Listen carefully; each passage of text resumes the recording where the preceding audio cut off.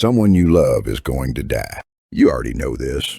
And when it happens, you will do something strange. You will gather other people. You will stand over a body. You will say words out loud to someone who can no longer hear them. You might leave flowers or food or a photograph. And then, weeks later, you will visit a piece of stone with a name carved into it, and you will feel something. Why do you do any of this? You have never once stopped to ask. The answer reaches back further than you think. Not centuries, not thousands of years, hundreds of thousands of years. And what your ancestors were doing in the face of death will make everything you do today feel less like a modern invention and more like an ancient instruction, coded so deep inside you that you simply cannot help it. Start with a number, 430,000. That is how many years ago researchers believe Homo heidelbergensis, one of your earliest recognizable ancestors, was deliberately carrying their dead into a specific place. In the caves of Atapuerca in northern Spain, paleontologist Juan Luis Arzuaga and his team found the bones of at least 28 individuals at the bottom of a 14-meter shaft. There were almost no animal bones, almost no tools, just bodies brought there on purpose. The site is called the Cima de los Huesos, the Pit of Bones. This was not an accident. This was a choice. 500,000 years before the internet, before language as you know it, before writing, before civilization, something in your ancestors looked at a dead body and said, "This matters. This person matters. We have to do something." That instinct is still alive in you right now. But why? Why does the brain respond to death this way? Why can't you simply leave a body and walk away the way so many animals do? The answer lies in something researchers call terror management theory, first developed by Jeff Greenberg, Sheldon Solomon, and Tom Paszynski in the 1980s. Their argument was startling. They said that human culture itself, all of it, art, religion, politics, legacy, the desperate need to be remembered, is in large part a defense mechanism, a way of managing the one fact your conscious mind cannot fully absorb, that you are going to die, and you know it. No other animal on Earth has to live with that awareness. You do, and it is heavy. So your brain built something to carry it. Ritual is the oldest tool your species ever invented. Not fire, not the wheel. Ritual. Because before you could control the physical world, you had to find a way to survive the psychological one. And nothing threatened the psychological world more than death. Go back further. 100,000 years ago, in a cave in South Africa called Blombos, archaeologists found ochre, red iron-rich pigment, ground and mixed deliberately. Around the same period, in the Kafsa cave in Israel, researchers discovered something extraordinary. A child buried with the antlers of a fallow deer carefully placed across the body. Not dropped. Placed. With intention. With arrangement. With meaning. Paleoanthropologist Francesco Dorico, who has spent decades studying the origins of symbolic thought, argues that this is the moment you can point to and say, here is where the modern human mind begins. Not when the first tool was made. When the first grave was decorated.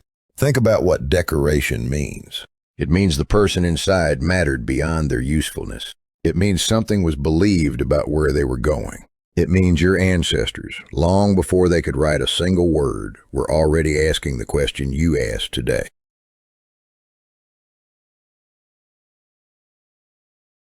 What happens after? And that question changed everything. Look at the Neanderthals, your closest evolutionary relatives. For a long time, the scientific community debated whether they buried their dead at all, whether they had that kind of inner life. Then came the evidence. At Shanidar Cave in northern Iraq, paleoanthropologist Ralph Selecki reported finding a Neanderthal burial surrounded by what appeared to be pollen from flowers. Whether those flowers were deliberately placed remains contested, debated, and re-examined for decades. But other Neanderthal burials are harder to argue away. Bodies positioned with care, curled on their sides. Bodies oriented toward the rising sun. Grave goods placed nearby. Something was happening. Something that looked unmistakably like grief. Because grief is not a modern weakness. Grief is ancient software. It is what happens when a social brain loses a node it depended on. Your ancestors lived in groups of roughly 25 to 50 people. Everybody in that group was essential. A death was not just an emotional wound. It was a logistical crisis. Who hunts now? Who watches the children? Who knows where the water source is? The grief response, the way it pulls you inward, slows you down, replays memories, may have originally served a purpose to force your brain to fully recalibrate around the new reality of absence. But ritual did something grief alone could not. Ritual held the group together.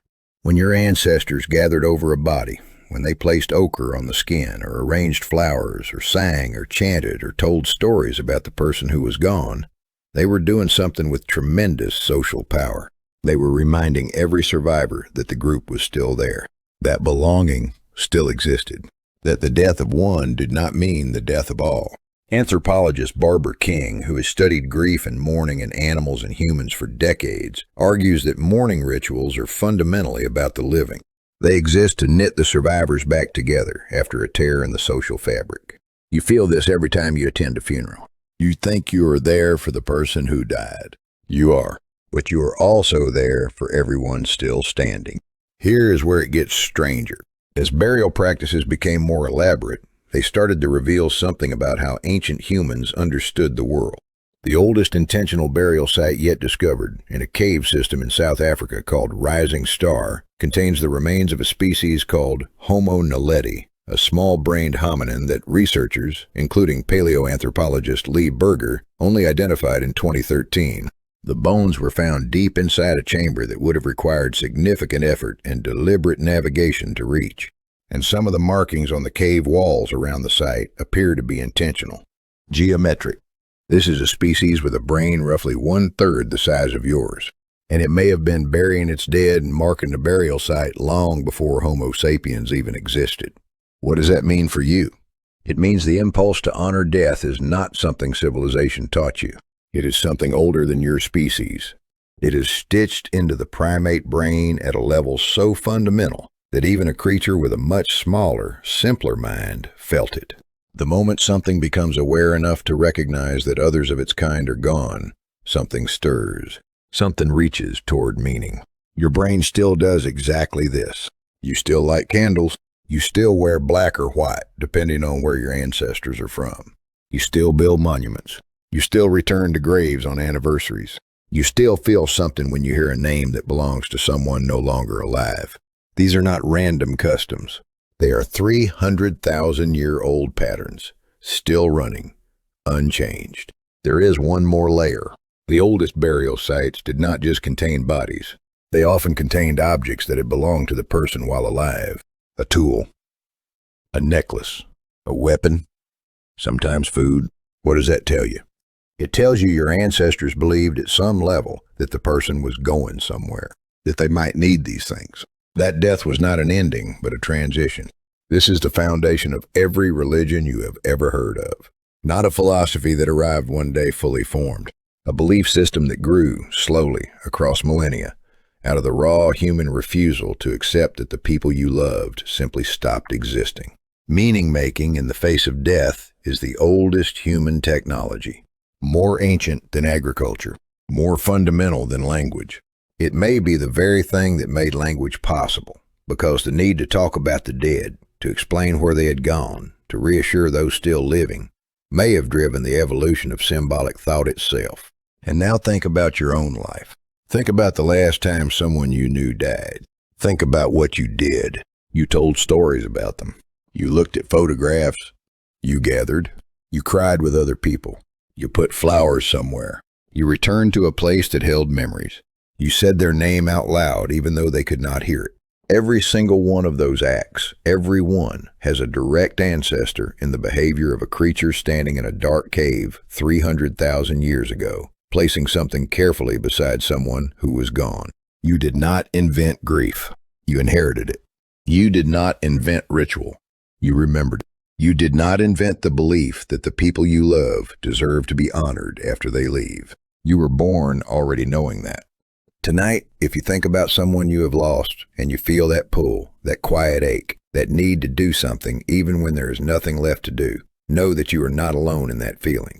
You are in the longest line of mourners the earth has ever known. And every one of them across every cave and every century felt exactly what you feel right now.